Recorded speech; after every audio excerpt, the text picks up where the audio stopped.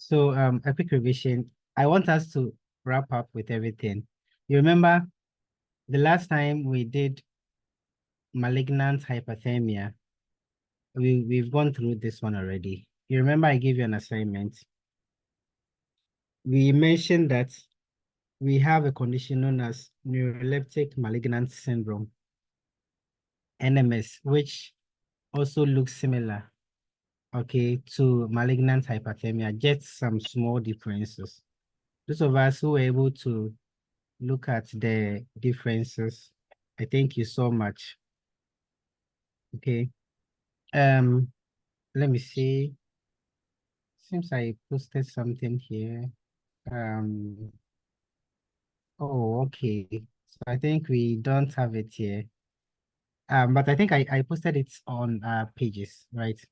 Lots of things that can be said between them. But after all, we were able to deduce the fact that with malignant hyperthermia, it happens more with drugs that are used in anesthesia, especially the inhalational ones, right? And it's more dangerous, it's serious, like its onset is very, very rapid. Wait. Its onset, its onset is very, very rapid compared to the neuroleptic malignant syndrome. We said neuroleptic malignant syndrome, when it comes to its onset, is very gradual, right? And it occurs mostly with people who use some antipsychotics and the rest. And we also compared between the two, the one which has a genetic predisposition. And we saw that it was rather malignant hyperthermia and all of those differences, right? We also noticed that we have a popular drug which can be used to manage both of them. Okay, dantrolene. Dantrolene can be used to manage both malignant hyperthermia and neuroleptic malignant syndrome. And with NMS, in severe cases, sometimes you can use, there's a drug, I think it's called bromocriptine or so, yeah, bromocriptine. That one too, in severe cases, you can use it. So this is just a revision from where we ended. I think we talked about COPD and BiPAP treatment. I asked about the difference between CPAP and BiPAP. Okay.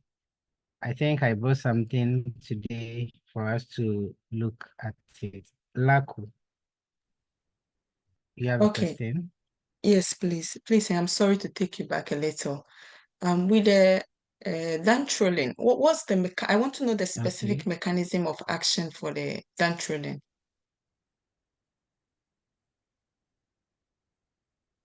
The NMS and the malignant syndrome. Sorry, malignant Uh, hyperthermia. I What is happening between them? What is the common thing between them? There is a muscle rigidity, right? Yes. So the Okay. dantrolene is used to relax the muscles. Okay. But we have the case that they say you don't use any antipyretics. We only use the dantrolene. So I want to know is it that the dantrolene is just for just the muscle, or it also affects the fever reduction? Okay, so when you use the dantrolene in one way or the other, it doesn't affect the temperature directly, but indirectly. The Okay. continuous contraction, okay, the continuous contractions within the muscles produces those heat. So when the muscles are relaxed, no heat production will happen, or heat reduction will reduce.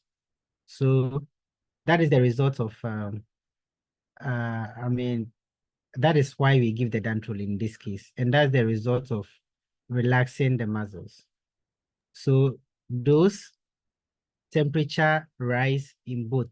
In malignant hyperthermia, it's very severe and quick than NMS. NMS, you can get it in severe cases though too, but because in all you have severe muscle rigidity and contraction, you use the dantrolene. Dantrolene works best in malignant hyperthermia.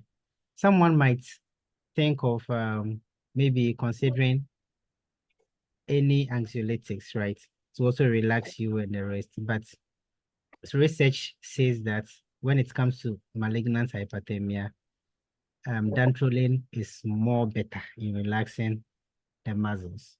Remember the other things that can happen. From muscle breakdown, you have heat dissipation, you have your electrolyte release into the blood, especially potassium, which in severe cases or in complicated situations can lead you to AKI and the rest. Okay, so when you target the source of the heat will break down. So maybe from where you read, that is the rationale. Okay, Please, am I thank making you. sense? Yeah, so somebody said, I think somebody said he had it on the board, the mechanism of action for dantrolene. So I just wanted to get a clear AE here also. Okay, okay. So on the NCLEX, you see, we have different pathways by which drugs normally work. Should you go into them? I mean, you won't finish NCLEX. And like I always say, there are some things which are very necessary, some things which are almost not necessary when it comes to NCLEX. Look at, let me give you an example. Look at how we use salbutamol as part of hyperkalemia protocol, trying to bring down potassium levels. Do you know how salbutamol helps to bring down potassium? Of course, in this case, on the NCLEX, it's not needed, right? But what you should know is that it helps to bring down. We have different pathways. You know, though it's inhaled, but it's been absorbed systemically. But we have different pathways, plenty scary names. So what I would advise is know the drugs and what they do. Okay. Which one should you not give with a particular one? If you want to stop one, how do you do it? You see those things. So let us bother about those areas. Any question? Sister Laku, are you okay? Yes, please. I'm okay. Thank you. All right. So in considering BiPAP and CPAP, I think we've said it here before, BiPAP gives pressure in two ways or two levels. It gives pressure during inhalation, and when you are exhaling, there is a pressure that also brings your exhaled air out. With CPAP, it's one-way continuous pressure. I mean, mainly inhalation. I mean, the pressure that sends the air inside just to keep the airway open. So mostly it is used in conditions like obstructive pulmonary diseases and yeah, mostly CPAP. That is why when someone has obstructive pulmonary disease, obstructive sleep apnea, in this case, that's what I'm trying to say. That's why when someone has obstructive sleep apnea, the best device that can help the person is rather CPAP, but not BiPAP. Okay. BiPAP has other purposes too. And it's generally more comfortable for people who struggle to exhale against pressure. Okay. Because it has two different pressure levels. All right. That was just by the way. Did we talk about basilar skull fracture? Those of you Yes. who were here, we talked about that. Okay. So what are the two main signs we saw?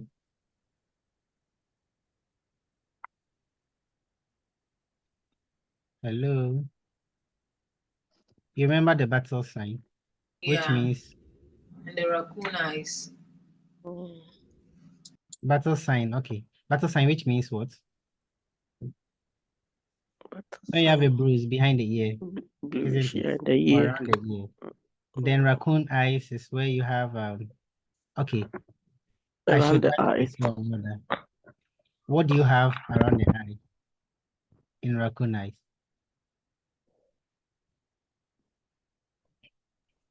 Uh, in raccoon eyes, the eyesight it looks dark under It looks the ecchymosis, like bleed around the yes, please. periorbital area. Yes. Or you can mention the word ecchymosis or ecchymosis, however you pronounce it. I wanted to mention, but it escaped me. So if you don't see raccoon eyes and you see ecchymosis or ecchymosis around the eye or periorbital ecchymosis or bleed or hemorrhage or something like that, periorbital. So they are used interchangeably. So if you know what it is, then you can. So someone with a suspected basilar skull fracture, when you see rhinorrhea, I mean a clear fluid running through the nose, what are you supposed to do? Is there someone raise their hand? Is it Ramatu? Is it Rama Abdi? Okay, I think maybe she's okay. All right, so what do you do in my question? You have a situation like that, what do you do? Hello. Yes, it's like you still. In my opinion, I think you do this halocine test and you test for sugar or you test for glucose to confirm if it's cerebrospinal fluid. Thank you. Okay, okay. And why would you test for sugar in that clear fluid? Because they said the CSF CSF have contains sugar. So, good, but if it's not with blood, is if there's it's positive, it's negative because blood too have sugar. You cannot good. rely on that. So that was my follow-up question and you've answered it. So I wanted to ask you as a follow-up question that just in case the clear fluid which is coming from the nose has blood in it, what will you do? So that is the halo or ring test that our sister just said. Okay. And when you add that clear fluid tinted with blood, okay, that fluid, when you add it, like when you add a sample to a gauze or you pour a sample to a gauze, you will see that characteristic pattern of coagulated blood surrounded by the cerebrospinal fluid, as we have here. All right. You see, we are giving you points on points. You will have to read plenty things before you sample out some of these things. We are just hitting on points. So every single line here you throw away points. All right. We also said no NG tubes and the rest. I think we talked about all of these. Let's see. We also talked about the use of dopamine and other inotropes in managing hypotension. But we said if it's from hypovolemic source or let's say cause, you will have to give IV fluids to replace lost fluid before you consider using inotropes. You don't straight away carry on with your inotropic support if you've not given enough fluids in hypovolemic shock or hypotension in hypovolemic shock. All right. I think this is, this was where we got to, right? Or we were able to look at this one too.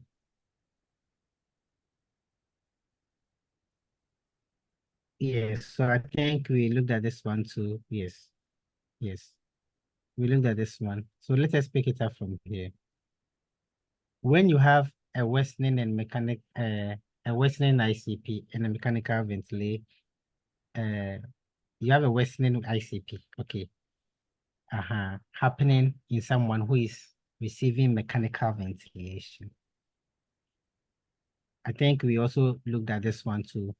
We said we should keep head end of bed elevated up to 30 degrees.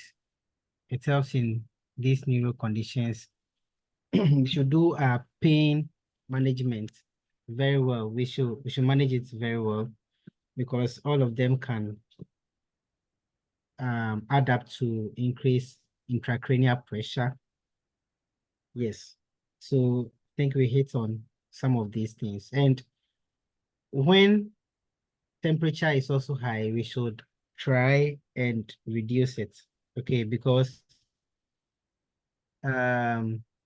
especially when like in conditions where a person begins, especially someone who is having a risk of ICP, when the person is subjected to shivering, agitation, hypoxia, fever, and all of that, they increase metabolic demands, and that tends to increase your intracranial pressure. We talked about all of this. And we also said, as part of our nursing management, we shouldn't over stress the patient with a lot of activities at one time, okay? Because it will add up to increasing the intracranial pressure. So here, I remember this part, we talked about frostbite and its treatment. And at the end of the lecture, someone asked the differences between frostbite and Raynaud's disease, right? I posted it on the page. So those of us who haven't been able to look at it, we can take a look at it. This is how we manage it. We also looked at it. I think I brought one here. Yeah. So with the differences, just to talk about few ones. When it comes to frostbite, there is actual tissue damage due to freezing temperatures. You see, like we were saying the other time, they have very, very similar properties or very similar characteristics. Let me see that rather. There is tissue damage due to freezing temperatures where the skin and underlying tissues get frozen. Then with Raynaud's disease, a condition causing narrowing. So you see, with Raynaud's, if you can see the differences right from the first point, you see that with Raynaud's, you have the blood vessels rather being affected, which can later lead to muscle tissue death, okay, muscles and tissue death because of lack of blood supply. I mean, good blood supply to tissues. Okay, but with frostbite, the freezing is affecting the tissues and the blood vessels all together till it gets it off at all. Okay, all together. With Raynaud's disease, it's the blood vessels which normally it's affected and later will cause all of those tissue perfusion issues. So these are the causes: direct exposure to extreme cold temperatures, and often for prolonged periods. That's the cause. And with the Raynaud's disease, uh, is triggered by cold temperatures or emotional stress that causes blood vessel spasm. I think we are seeing the differences now, small. All right. So with affected areas in frostbite, you have fingers, toes, ears, nose, cheeks. With Raynaud's disease, you have the fingers and toes, which are more likely to experience this condition, but it can also affect other areas like the ears, nose, and lips. Symptoms: skin becomes numb, you won't even feel anything, and pale, and may turn blue in severe cases. And blistering occurs with rewarming. Remember, we said rewarming should be done slowly. Remember that point. Okay.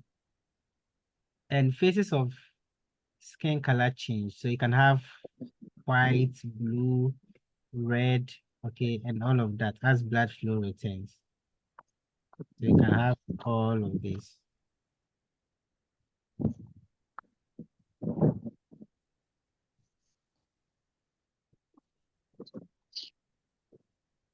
Okay. So wait, let me see whether we have another one here.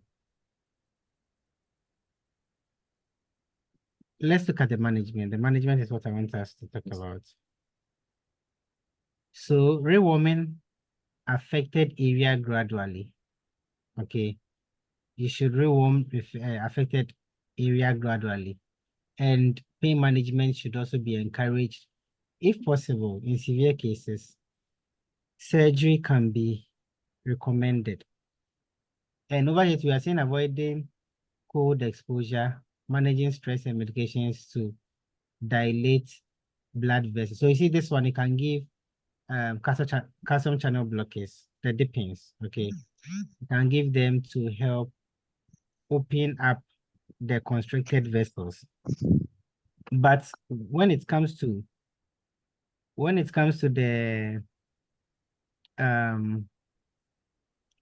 frostbite part, you cannot look at what is happening. You have vessels and tissues all frozen up all together. Okay, so calcium channel blockers and some of these drugs will not work. Okay, so it's also one key thing to compare. Okay. All right. I think we can move on to another thing. Okay, so I think I brought it here rather. The malignant hyperthermia and the neuroleptic malignant syndrome. So you see what I said over here. With inhaled anesthesia drugs like halothane. So these are some of them. And succinylcholine, vasoreluctants can also cause that or trigger. This one has a genetic disposition, and these are the gene mutations. Okay. NMS do not have a genetic trait. All right. And what else haven't we said? So in relation to look at the management, in relation to the question asked us, I think we can find something here. Immediate discontinuation of triggering agents. That is when malignant hyperthermia is seen, and you administer dantrolene. So a muscle relaxant specific for this malignant hyperthermia. Then supportive cooling. You can do your hydration, your when someone has hyperthermia, just general management to help bring down temperature. You can do that to also help. When it comes to neuroleptic malignant syndrome, so you discontinue antipsychotic, you do your supportive cooling. You see, benzodiazepines can help relax mild cases of NMS rather, but it's unlikely to work for malignant hyperthermia. Okay. Dantrolene too can be used, and so this is the drug bromocriptine. In severe cases, it can also be used. Excuse me, Gia. You are excused, Sister Alice. Please kindly go back to the slide that shows triggers. I have a question. This one? Yes, yes. Okay. So I think if I'm getting you right, you've said that in malignant hyperthermia, it is triggered by the anesthetic agents that are used during surgery. That is one of the, is it causes, I think? So my question will be, does it mean that any person who goes for general anesthesia is at risk of getting this condition, or rather the person must first be having a genetic predisposition so that for them to be able to, then surgery will be a risk factor as long as someone has a genetic predisposition? Or is it that just for anyone who goes through the general anesthesia, there's a chance that they might get the malignant hyperthermia?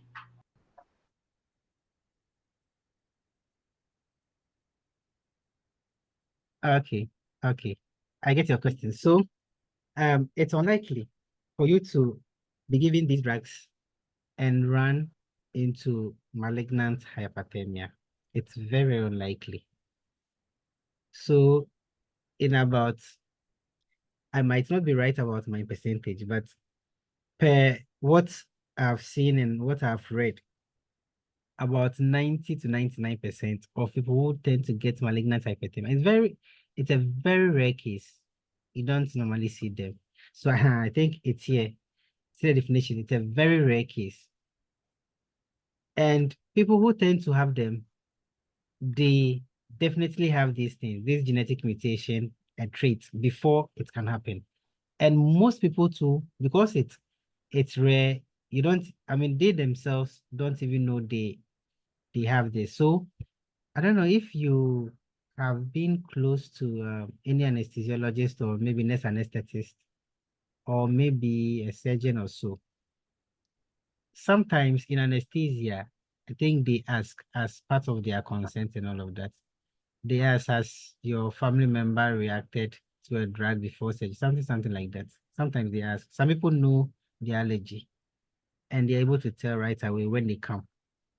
Some people are allergic to soya bean in real life situation. And of course, they react to propofol, right? People who, they are like that.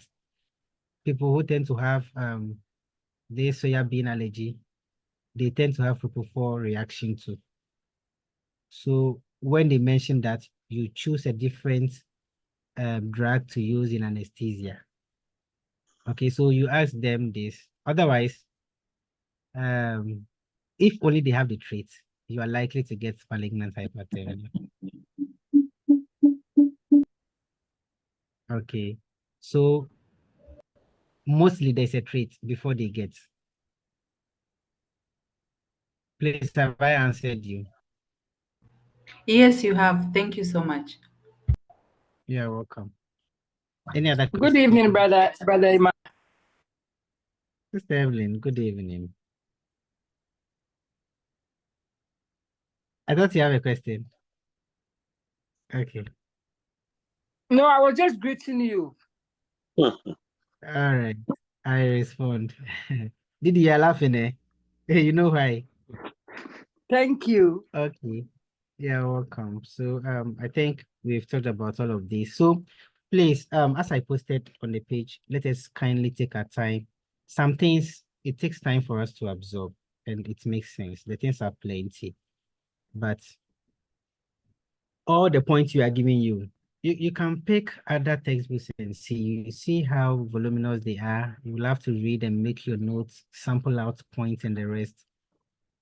I'm repeating myself. We've given you all that you need, at least as a start base, where to begin from.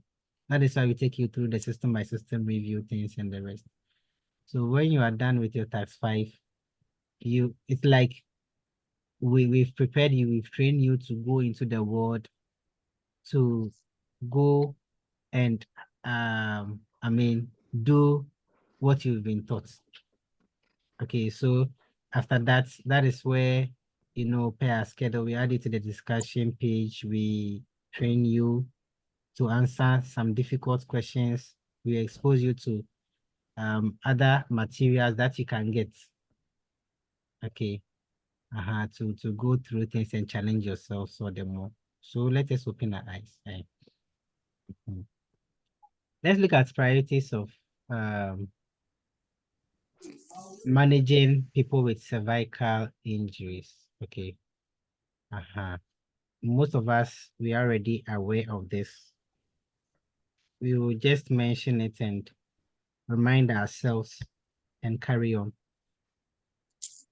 Whenever there is a fall, mostly from a height, I mean, someone encounters a fall from a height, even if you don't know, even if you don't know which part of the body might have been affected, try to treat such patients, okay, as someone with spinal injury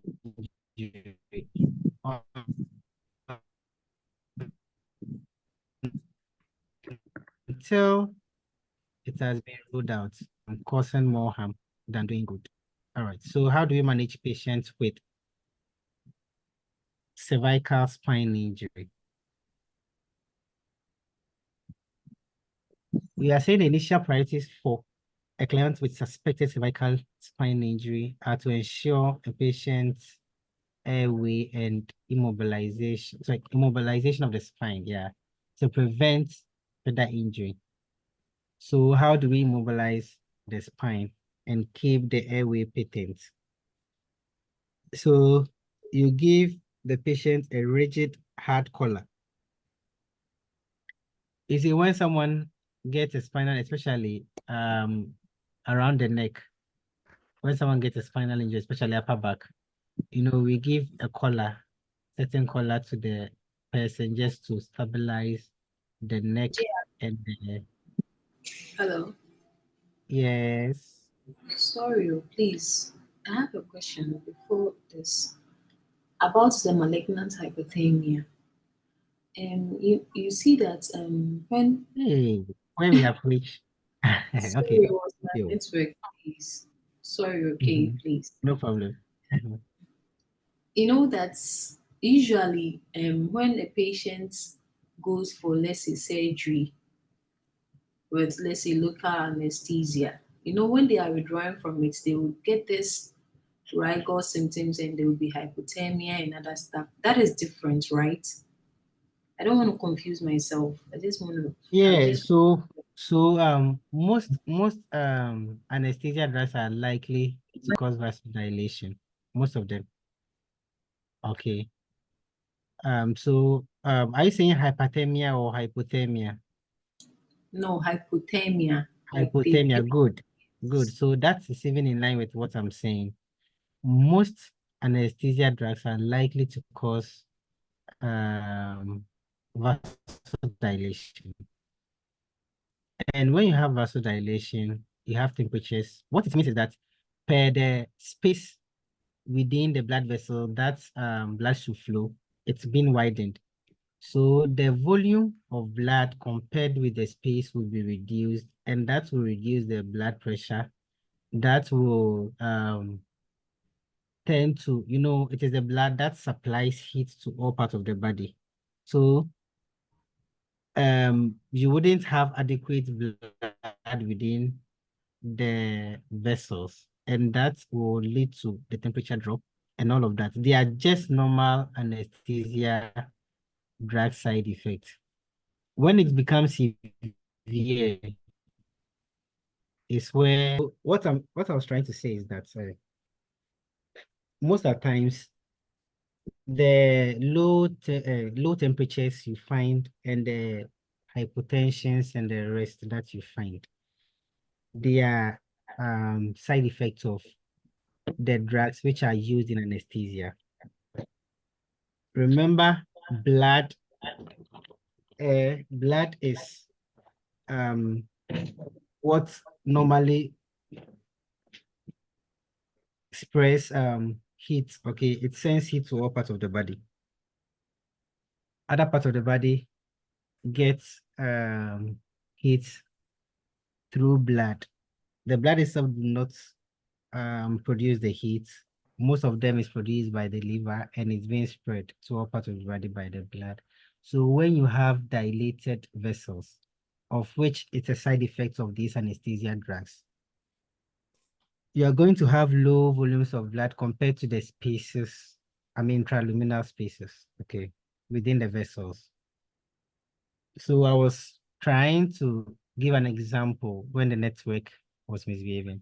I was trying to give an example that someone might go to surgery with a blood pressure of 120 let's say 70, and right after surgery, the person might come with a blood pressure of, let's say, 90, 50 or 90, 60. So what I was trying to say here is that as long as the mean arterial pressure, whoever that will be caring for this patient post-op, as long as the blood pressure, the mean arterial pressure remains 65 and above, we can consider, or we can be confident of, adequate tissue perfusion. All right. But we will be worried when you have low mean arterial pressure. Okay, anywhere 60 and below. Okay. For that one, we know that the pressures within the vessels are low. If the person needs fluids, we will give fluids. If fluids do not hold, then we can begin to think of some of these inotropic supports. Okay. So that's what I'm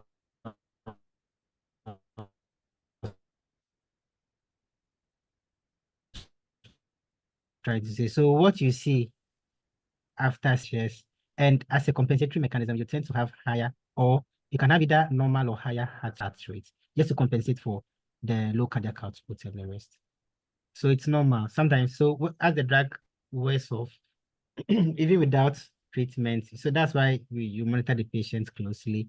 And remember, within the first 24 hours after surgery, in prioritization, they are unstable. So that's why you have to keep your eyes open and remain alert. Okay. So that is what it is. The one who has the question, please, have I answered you? Yes, please. Thank you. You are welcome. Please, any other question?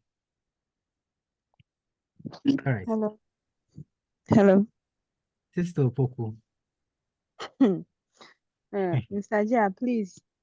My network was disturbing, but I just want you to take the slide to the treatment of malignant, and I want to screenshot it. Oh, I dropped it on the page. Or you go there in December. Will you go to the page in December? No bones. Some people have decided to go to visit the page on December. Is it this one? Yes, Or please. not this one? The treatment. The treatment. So here is it, the management. Can you see? Yes, please. The last aspect.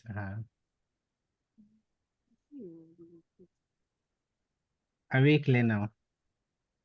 But I dropped it on the page, so you can look at it. Okay. I checked it, but I didn't see much. Oh, okay.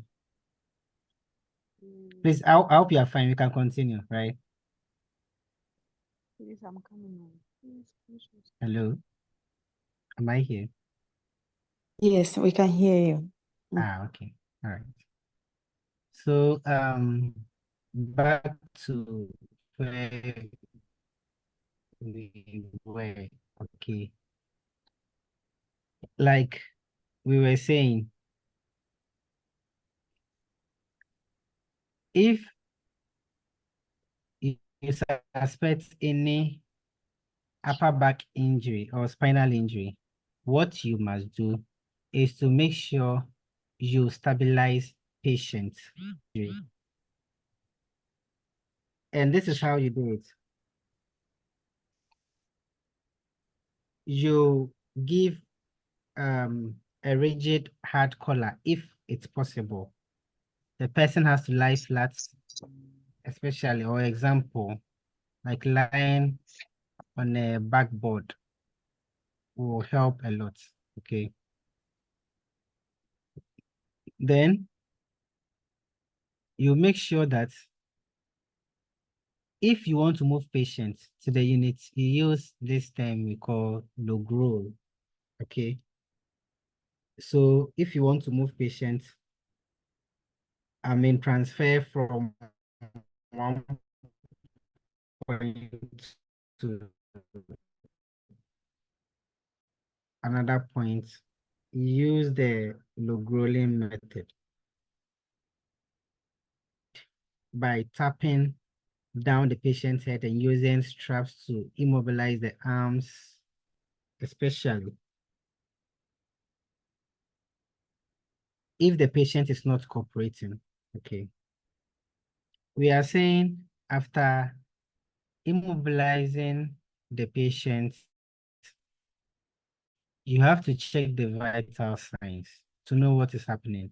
And you monitor because you have a neuro part of the body involved. That is the spine, okay?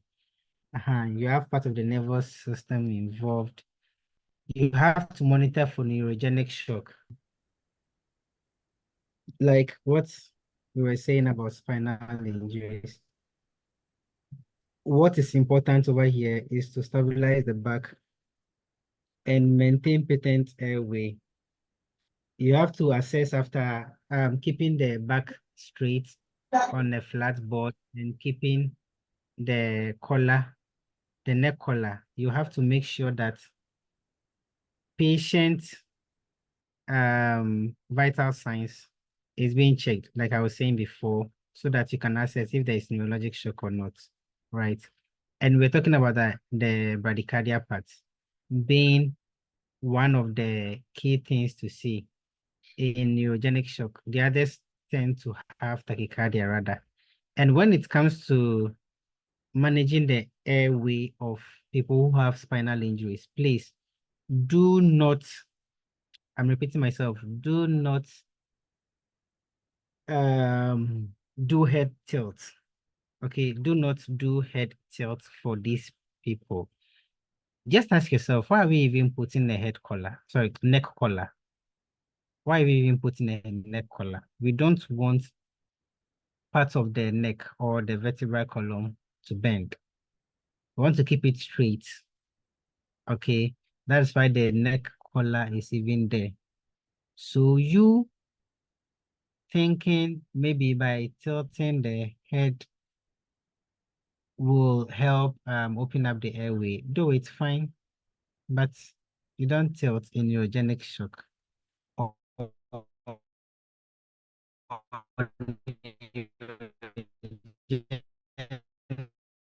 neck or spinal injuries. Okay, tilt the head. You keep it straight. Okay, then you do a chin lift jaw thrust rather instead of head tilt. When you see head tilt associated with any form of management of upper back injuries or spinal injuries, that is never true. So take note of that. Let's look at another thing here. If you have any question with the management, especially when you have upper back injury or neck injury.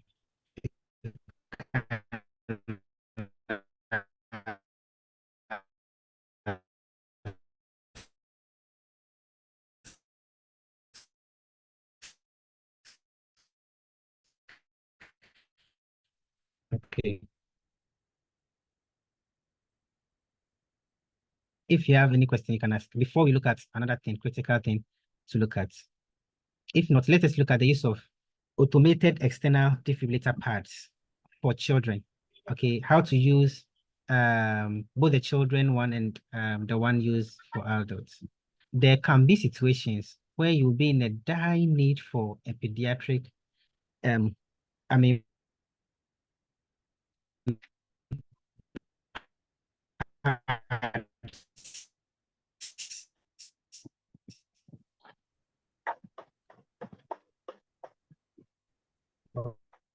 okay, to attach it to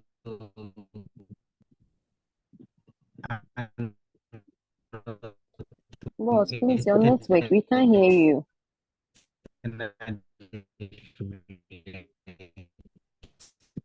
Your network is so bad today. But you won't find in situations like that, there's what will you do? All right. So if you can, please, can you hear me now? We didn't hear what you said Is it earlier better? on. The line was breaking. Is it better now? Yeah, now it's okay. If you can please repeat the previous. Okay, so what I'm trying to say is that whenever you have a situation where you have to use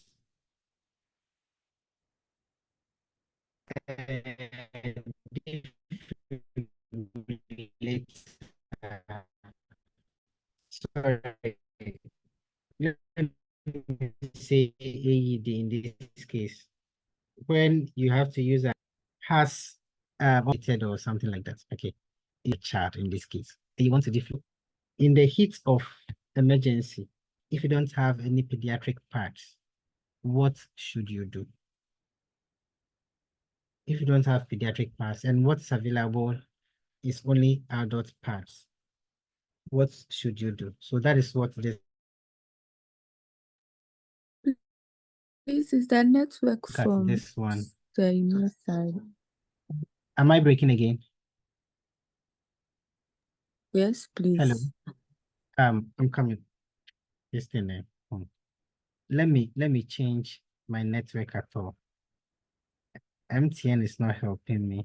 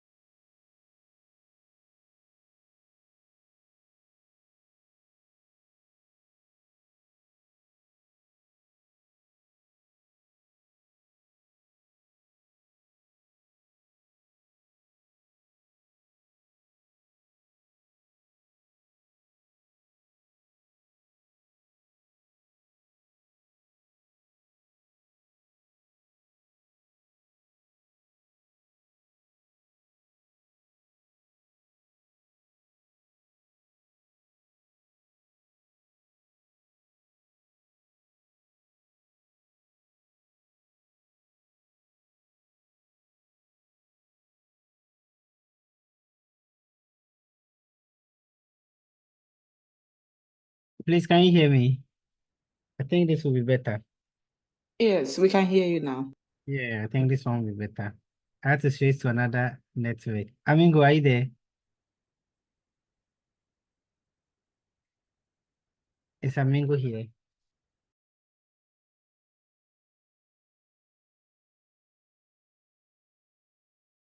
You want Kasawai? Now we found you. You too. Why Okay. is cheater? Have you seen me? You muted me. Have you Yeah, I was about making you there. Yeah. The co-host. Okay. So I think for this network, it won't go. Whatever happens, you are ending this one today. So no problem. Let me check on this one. Okay, so let me begin everything with this one again. Whenever you have a child to use AGD on this child, and let's say in the heat of the situation or the emergency you find yourself, if you don't have any pads for children or that is suitable for children, and what you have available is only for adults, how you should go about it is what this slide is going to tell us. Okay. And another thing to also notice that we have a slight difference between AED and a defibrillator, like generally a defibrillator. In order not to waste time, let me just say it. I wanted to ask you anyway. AED is automated external defibrillator. Okay. It's mostly the automated one that anyone at all who is trained can just use it. All right. And mostly AEDs are only capable of shocking, how do we call these conditions? Shockable rhythms. Yes. I'm repeating myself here. AEDs, I mean the automated external defibrillators, they have been programmed in such a way that they are only suitable for shocking. They are mostly, let me use the word mostly here in order to be safe. Maybe for modern technology, things can change, but they are mostly used to manage the two shockable rhythms we have. And I think we know them, right? Pulseless VTAC or ventricular tachycardia. And the other one is ventricular fibrillation. Those are the two shockable rhythms we have. That's the AED. But the defibrillator itself can be used to perform both synchronized cardioversion and also defibrillation itself.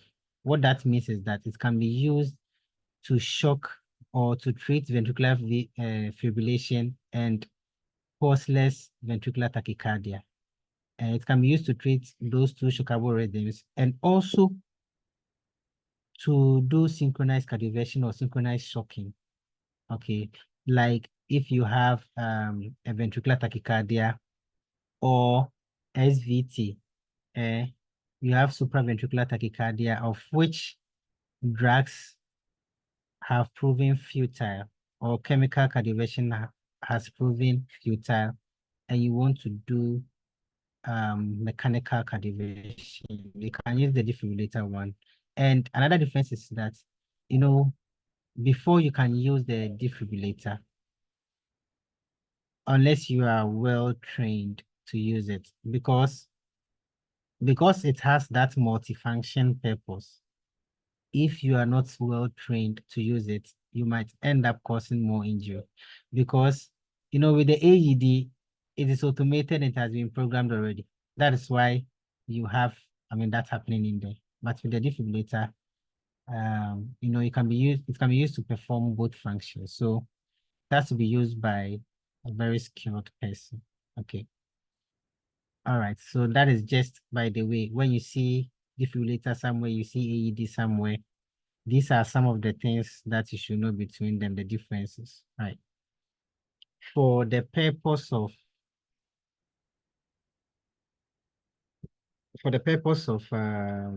evidence, what we are saying, sorry. Okay.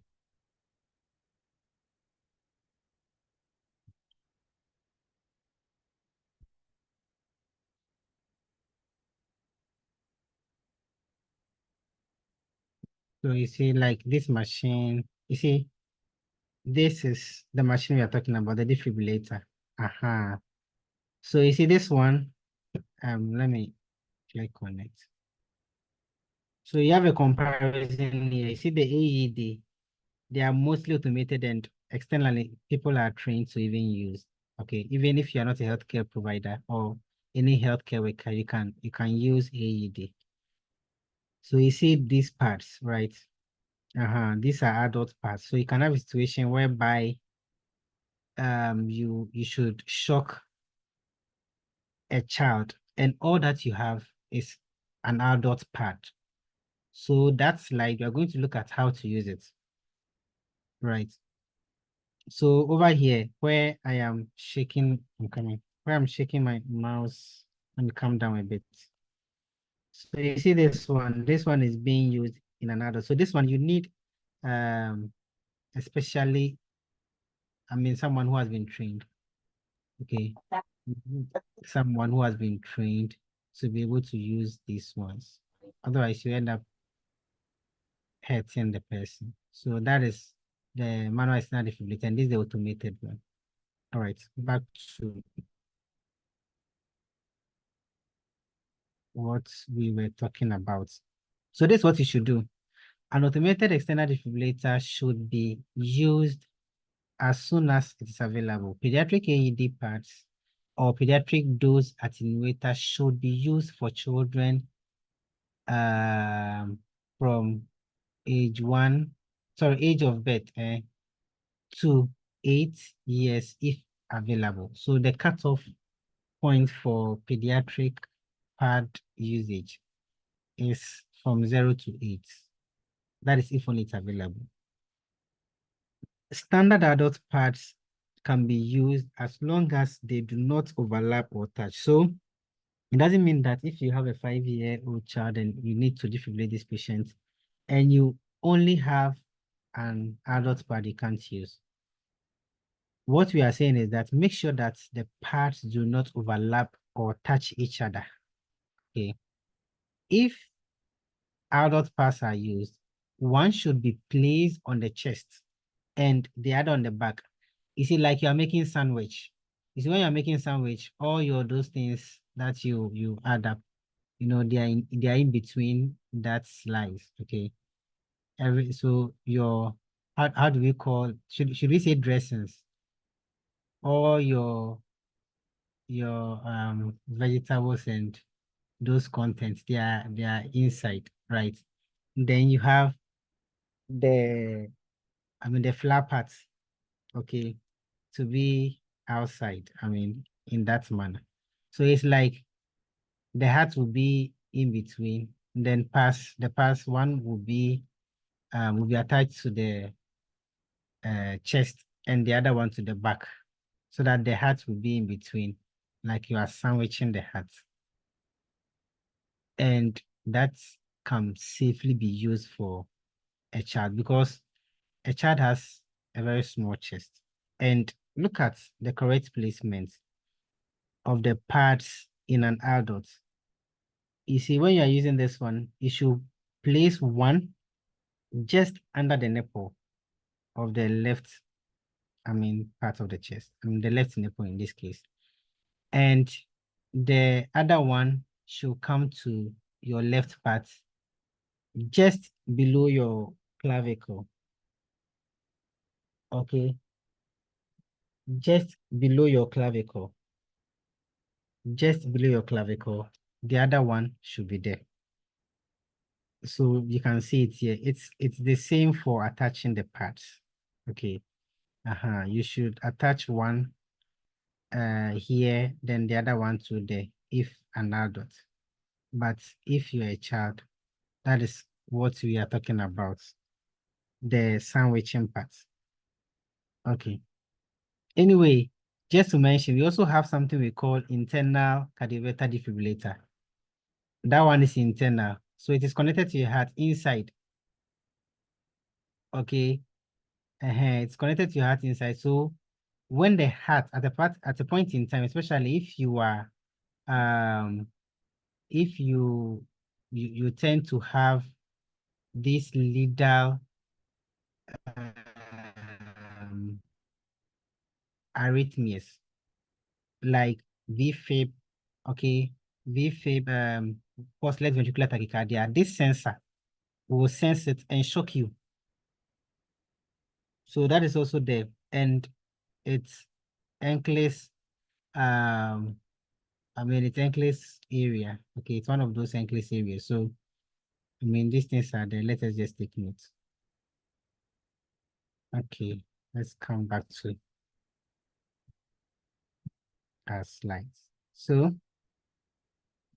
when you are shocking anyone, we know the rules. Do not touch the bed. Disconnect all oxygen sources, right? Then you shout clear before you give out your oxygen, your energy. You deliver your energy. Okay, you shock patients. All right, we are saying standard placement of an adult AED pass on a 2-year-old would cause pass to overlap. So you make sure that you sandwich like we are saying.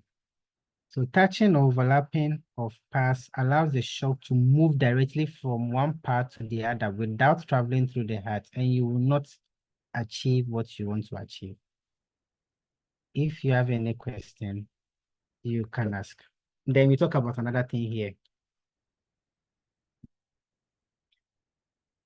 Any question? If no question, let's talk about Hello, Salima. yeah. Please, you can hear me, right? Yes, please, when it comes to the plea part of... Yes, hello. I'm listening, please. Yes, I'm saying that when it comes to placing the pad at the back, is it the same placement like the adults? The left at the below the nipple and then the right below the clavicle, or just anywhere at the back? Upper back. Upper back, okay. Yeah. Now, let me see whether I can show you something. It's upper back, okay. Like one on the chest, All right. like you're making sandwich. Okay. Okay. Let me see whether I can figure it out. Sandwich.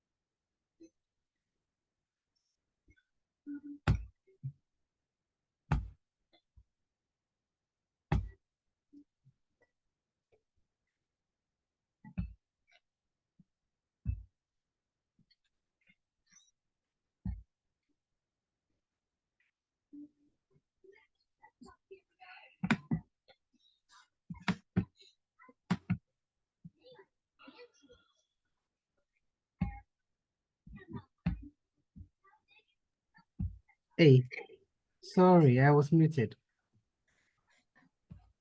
I was talking plenty. Okay, so what you do is that you attach one here, okay? Then you attach one to at the back so that the heart will be in between, okay?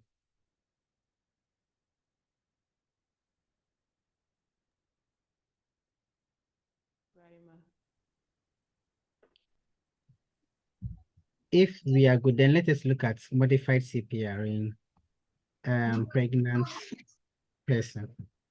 Hello. You know, if you are performing a CPR,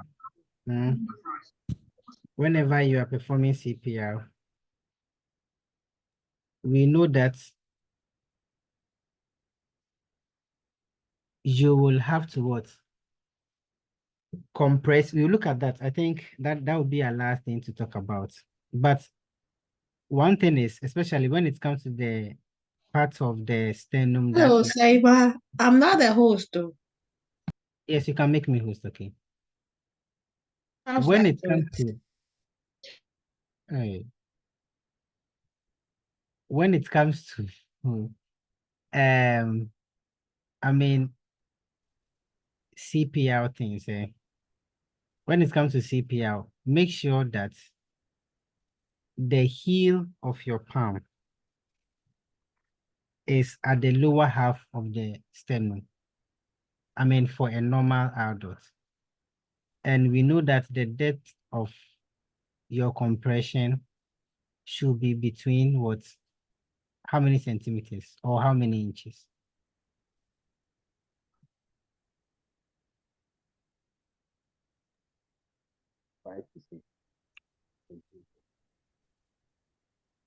Five centimeters in adults 5 centimeters in adults.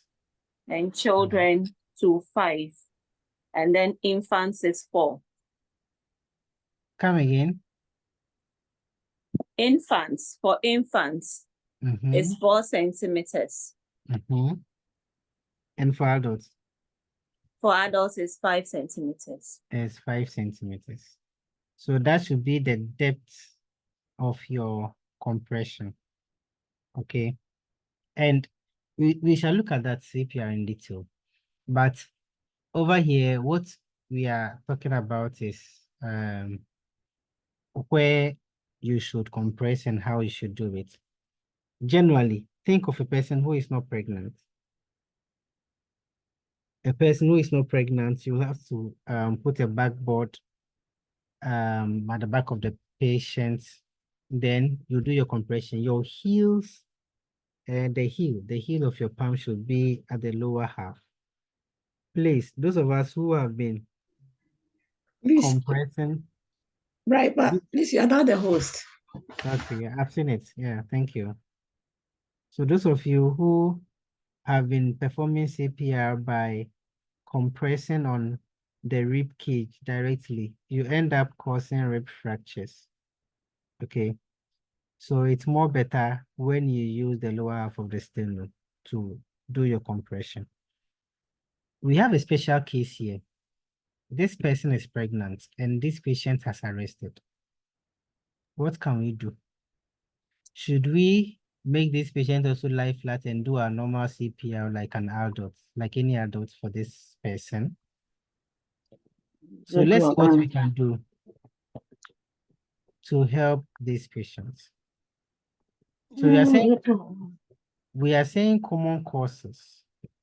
We are saying common causes of sudden cardiac arrest in pregnancy can be because of embolism. You know, their clotting factors go a bit higher because of those hormones. Okay. And that's how come this DVT and the rest are even, if you don't take care. Okay, venous stasis and the rest are more rampant. Eclampsia can give you an arrest.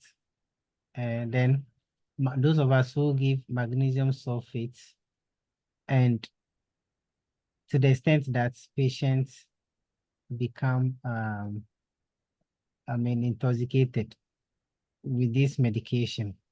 So magnesium overdoses and uterine rupture. So we have other causes of arrest that can happen in pregnancy.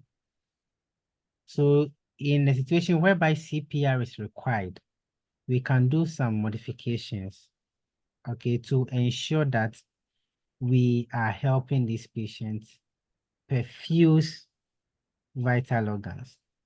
So we are saying during pregnancy, this is the normal physiology. During pregnancy, your heart is displaced towards the left because the uterus pushes upward on the diaphragm in the third trimester, especially. Okay, you know, at the third trimester, your fundus is already up. Okay, so you have lots of your organs being displaced.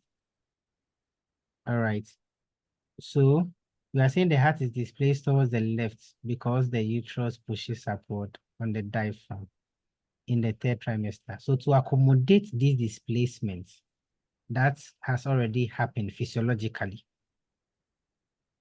the hands should be placed on the sternum slightly higher.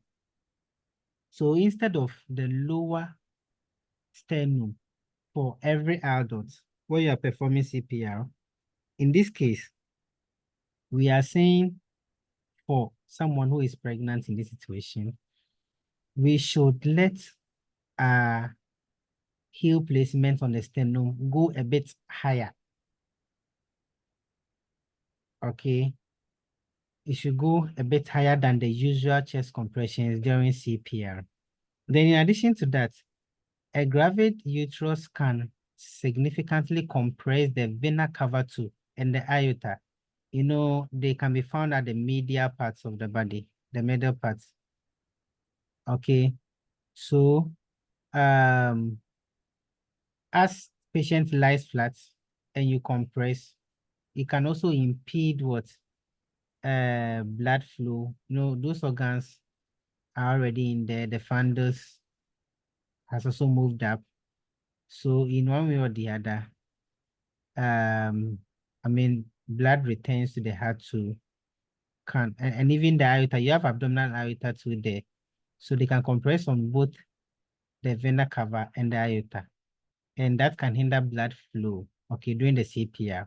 So to prevent all of this, what you have to do is to manually displace the uterus to the left, okay, so that you can reduce the pressure on this vena cava and abdominal aorta. Remember, the fetus and the fetus in the womb is at the anterior part, and those abdominal vessels that you are talking about, they are medial, or they fall within the middle part of the body. Okay, so when you make the patient lie, or the pregnant woman lie on the back, you have all those in front. I mean, the baby in the womb all over, I mean, and with other organs all falling on the vena cava and the abdominal aorta we are talking about. And in the heat of that CPR, you have some restrictions in blood flow. So to help prevent that major pressure on those abdominal vessels, we are saying that you should what? Place, you should tell the patient slightly left, okay, to reduce the pressure. And you do that by placing a rolled blanket, okay, or a wedge under the right hip of the patient to displace the uterus, okay, so that the patient can tilt to the left a bit. Yes, sister. So please, with this situation, does it occur seen in vena cava syndrome? Vena cava syndrome. So what is vena cava syndrome in the first place? Okay, what I know about that is, in this, usually pregnant women should lie on their left. So when a pregnant woman lies in a supine position and she wakes up all of a sudden, it drops her blood pressure. Mm-hmm. That's what I know about vena cava syndrome. So Okay, so in these instances, she's placed on her left side before she gets up. okay. So vena cava syndrome will tend to, from what you are saying, they will tend to reduce blood flow, right, to the heart, isn't it? Yes. And that will cause those signs and symptoms, like, I mean, the examples you were talking about, that flashing and the rest there. Yes. You have difficulty breathing and all of that. Yes. So it's for, like, it's similar to that physiology. Okay. So like you are saying, even if you're not performing CPR, we tend to advise pregnant women to lie on their left small. So it's for this same reason. Okay, so that you will not have the fetus in the womb falling on these abdominal organs, abdominal vessels, to cause all these vena cava syndrome you're talking about. Okay, that's why we want to make them lie on their left side. Please, are you okay? Yes, please. Thank you. Okay, thank you. So if you have any question about this one, you can ask.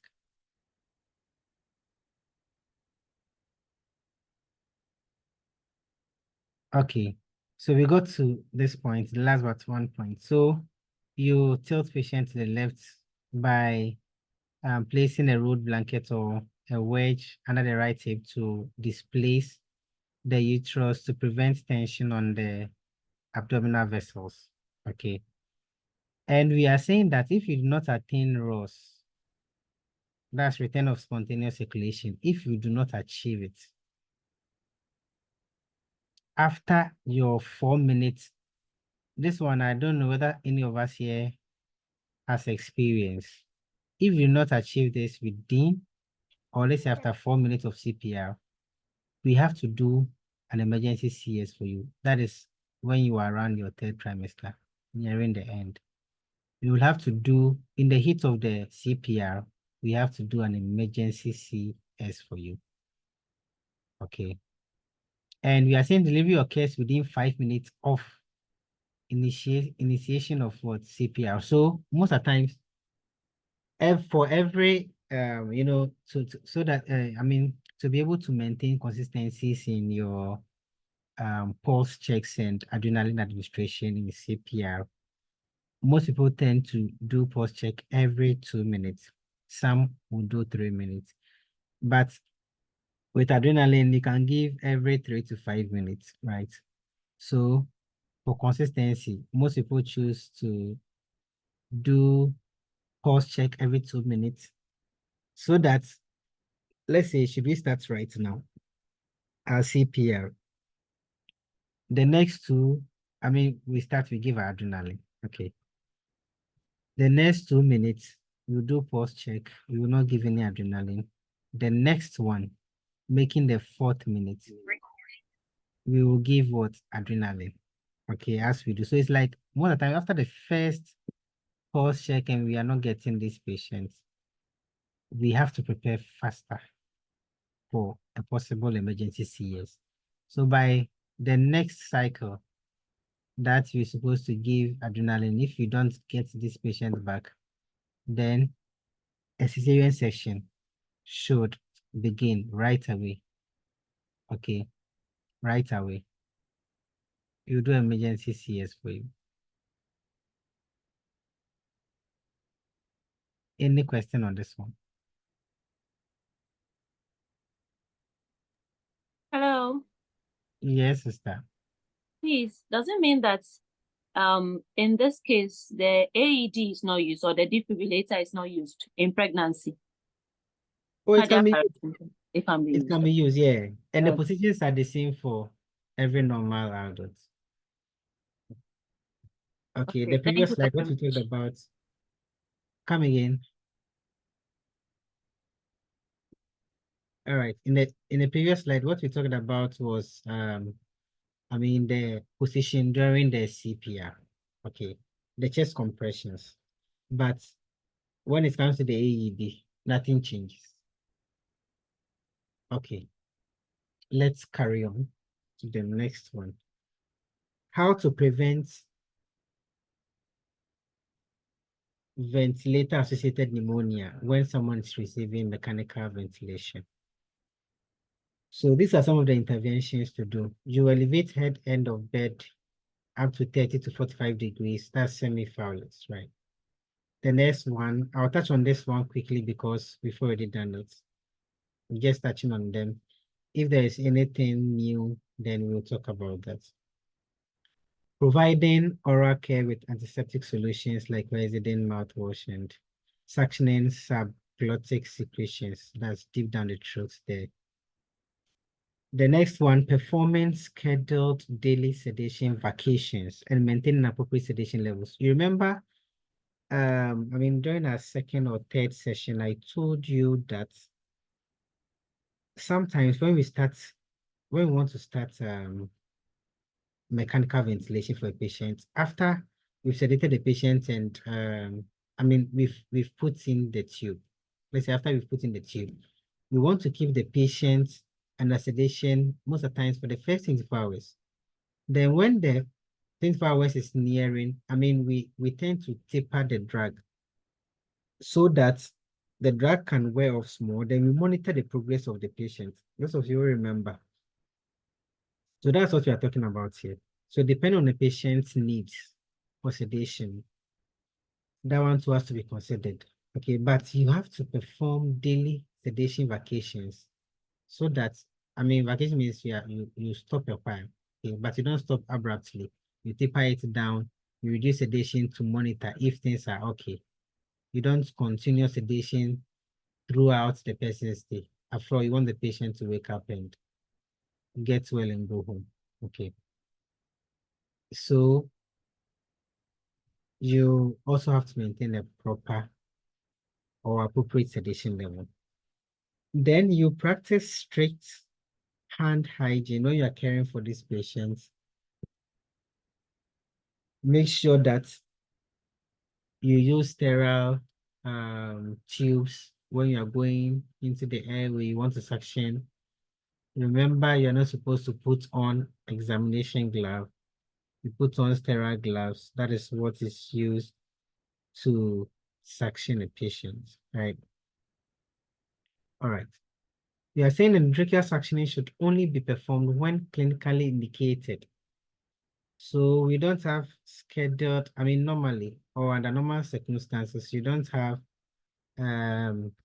suctioning every 2 hours or every 3 hours. You don't have anything like that. So you suction as and when needed. Okay. And the reason for maintaining that is that the more you suction, you traumatize the mucosal lining. Okay.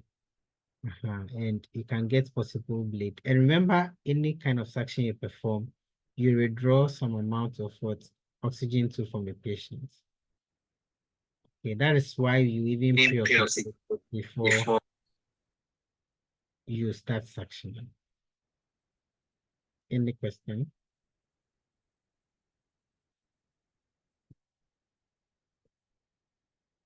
If no question, let's talk about the last thing here.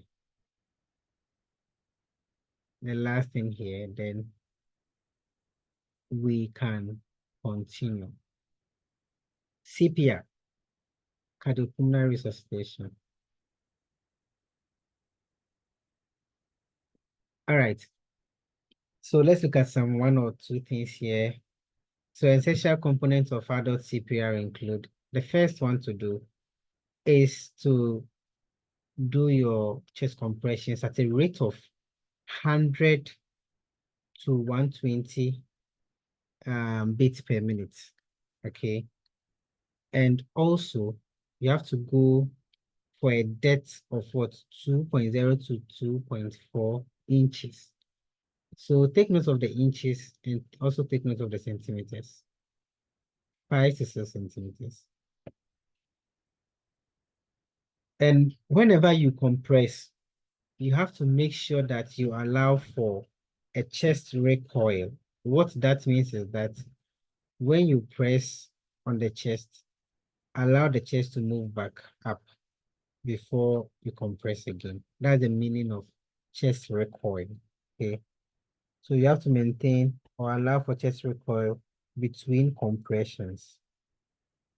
The next one, we are saying defibrillator pads are placed on this. So how to correct way to place defibrillator pads.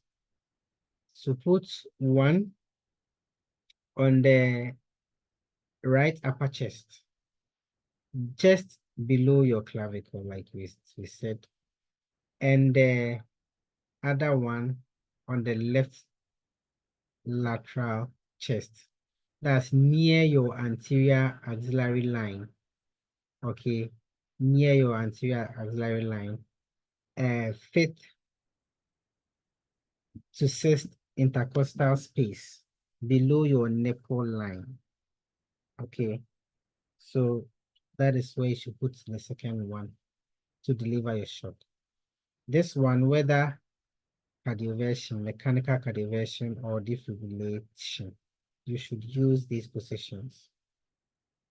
And we are saying during CPR, compressions are paused every 2 minutes. So this one is just like I spoke of. Compressions are paused every 2 minutes to assess for pulse.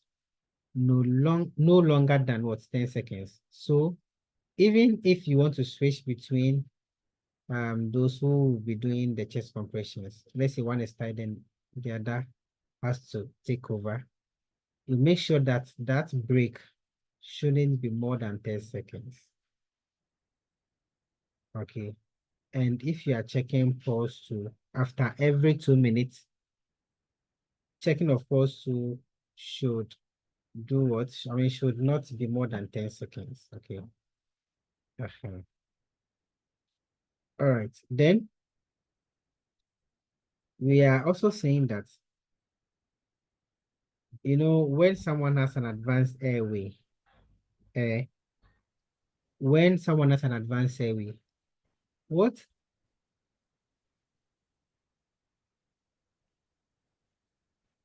we mean by advanced airway is that the person has a tracheostomy tube or endotracheal tube, any of them. Okay, so when one has an advanced airway, you have to do a continuous, I mean, ventilation, okay, every 5 to 6 seconds. So every 5 to 6 seconds, you bag the person one, you send in one breath, okay, every 5 to 6 seconds. All these things I'm talking about, in fact, you will have to even get a certification program for ACLS. It's part of ACLS, Advanced Cardiovascular Life Support. And BLS, you know, every nurse in the US should get a BLS certificate. And most, depending on your area you work, but 80% to 90% of the times, you will need ACLS certificate too before you can start work. And you will undergo all these things we are talking about. So the earlier you know, the better. Some of us, I think, we do perform, I mean, similar ones on our ward, so we are quite familiar with this. So when someone has an advanced airway, you do a continuous ventilation, but you push in air every 5 to 6 seconds. And with the chest compressions, every minute, you do it in such a way that every minute you are delivering what, 100 to 120 compressions per minute. So take note. And you'll be doing 5 to 6 breaths every, so you'll be doing one breath every 5 to 6 seconds, continuous. But if the person does not have, the person does not have advanced airway, so let's say the person was just receiving normal oxygen, whether nasal, simple face mask, or non-rebreather, and the person arrested, you want to bag. In these patients, you will have to do what? You will have to do these 30 compressions. Okay. 30 compressions with I think 30 is to 2, right? Is it 15 is to 2 or 30 is to 1? When you have one rescuer, when you have one rescuer, you do 30 is to which one? 30 is to 2. 30 is to 2. When you have 2 rescuers, you do 15 is to what? 15 is to 2. 15 is to 2. Okay. So get to know the difference, okay? Get to know the difference. When you have one rescuer without an advanced airway, with an advanced airway, don't think about these 30 is to 2 compressions or 15 is to 2 compressions. Don't think about them. If the person has an advanced airway, it should be continuous CPR. You do it in such a way that you have a rate of 100 to 120 compressions per minute. Then the breath is delivered once every 5 to 6 seconds. But if there is no advanced airway, you have to use the mask, okay? The mask connected to the arm bag, connected to oxygen source. Then you do that C-shape handle to lift the jaw, to open up the airway, then you back. Okay. Let me show you this and I think that will be the last thing to talk about. So after showing you, maybe today I promise you something. We will start something small on some question answering skills. Okay. Let me show you quickly and move on to that.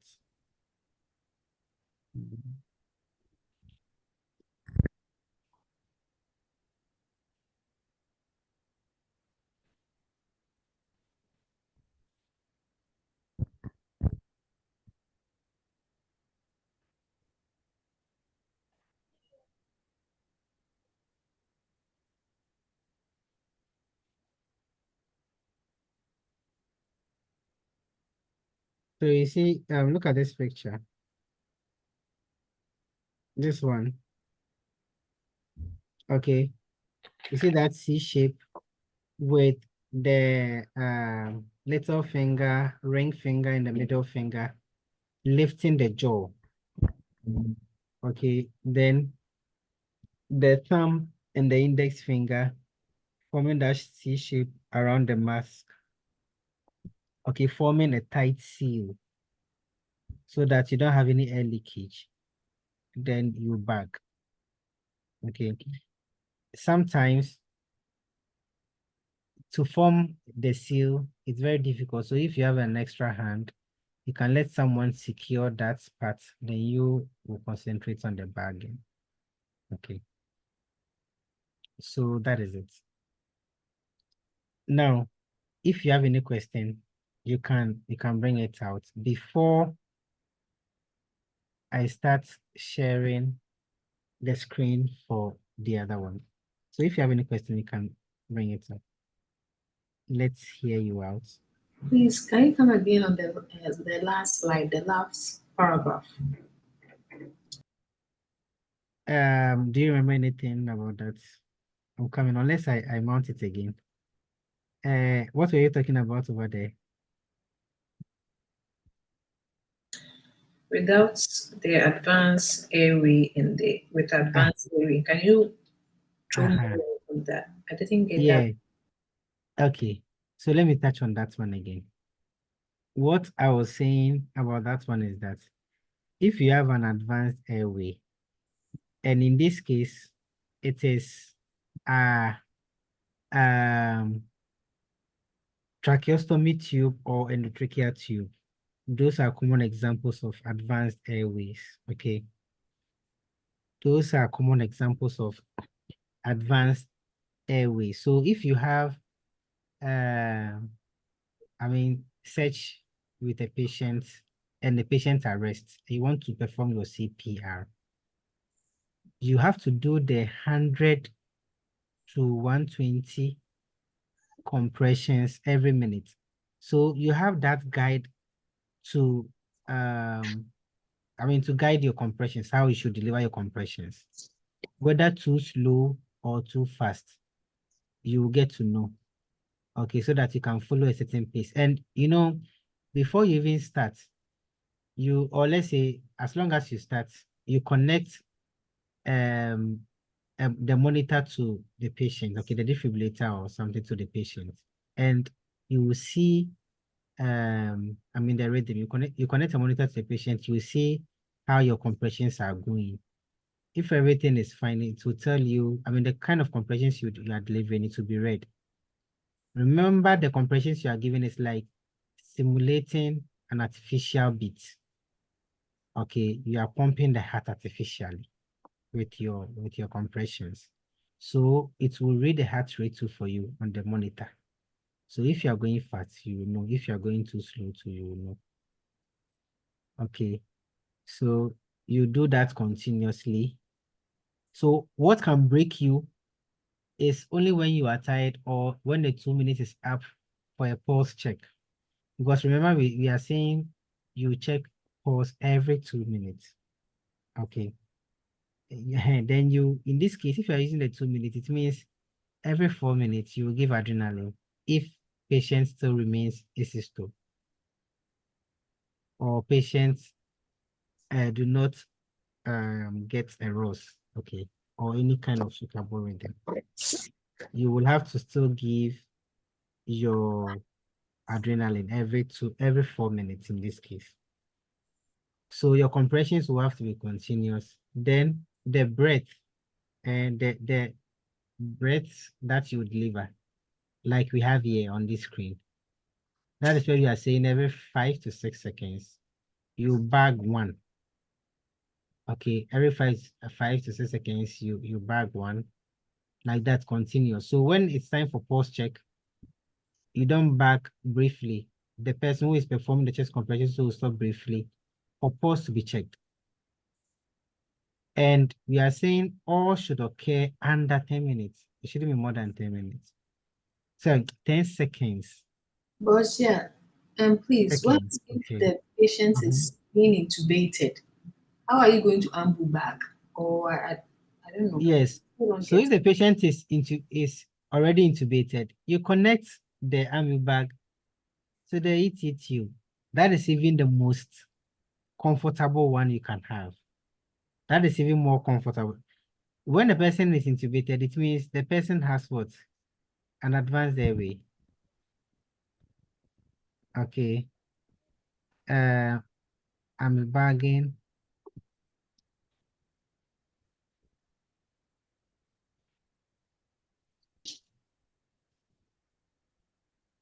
Okay, that person even has an advanced airway. So that is even easier. Okay. Where can I even find some? I'm a bagging intubated person. So you see, look at this one. Okay. Let me use, which one should I even use here? Let me use this one. Okay, this is the endotracheal tube. Through the mouth sitting inside the trachea. Okay. This I think is just a filter. So you disconnect the endotracheal tube from this side. Okay, you disconnect it here. Then you connect the ambi bag to it. Then you'll be bagging. For this one, you know that every air you are delivering is going directly into the lungs. So this is if you have an advanced airway like this, or a tracheostomy tube, that is where you have it at the anterior parts of the neck. That one, I mean, any of them, they are all advanced airway. So you will use your 5 to 6 seconds to one breath. Okay, you use that one. Any question? Please, do you understand what I just said? To your question, do you understand it now?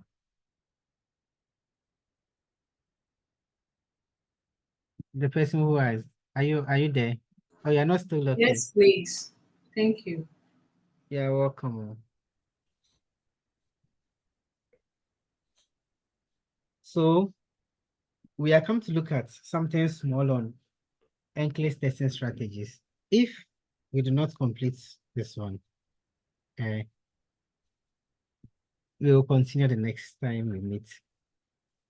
And maybe we will touch on everything again, but let us go through some. Let me tell you something.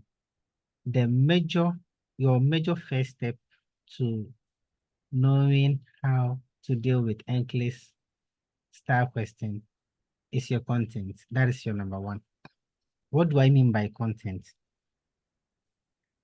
Let me use the dantrolene we just talked about. Even if you have the best skills in answering NCLEX questions, and you are being asked what drug is given or can be given in conditions like malignant hyperthermia, how can you know it is dantrolene? So you get it. Your first strategy to solving NCLEX style question is knowing your contents. Then, you see, just last week or last 2 weeks, I gave you some small content. It's not even up to a full page. And I told you, I'll ask you 10 questions. You saw all from that side. You saw how many people who scored even half or around half. Some even didn't score about half at all. Some also did not even attempt to do because they think they might have low scores. Okay, so we have some people too, the content will be there, they will know, but when you ask them questions on it, that is where they begin to fumble. So for those people, we can say that it might help you. All right. But you can't learn any strategies if you don't know your content or you've not learned anything. So your first step is knowing your content, the notes that we've given you. If you don't know them, you can't apply. All right, let's go through some of them and see what we have here. So sometimes when you are testing, you may know an answer immediately. These things we are going through are more practical. You may know an answer immediately on reading the choices. There are other times too that you may need to choose an answer without being certain about the answer. That one too is there. So in those situations, we have some tips to help you eliminate the answer choices most likely to be incorrect. So we use these strategies to dissect complex nursing questions and improve our NCLEX test-taking skills. Let's look at the first one here. Okay, we are saying do not read into question. What do we mean by that? Do not read into the question.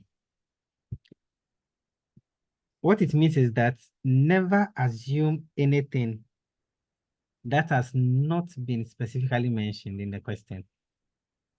And do not add extra meaning or history to the question. Okay, sometimes we might end up making up a story to validate our answer. Okay, so do not read meaning into. Some people we can be very funny when answering. I mean, most of us, we were there before we got to where we are now, when we were beginning our NCLEX journey. Okay, so one thing about these things is that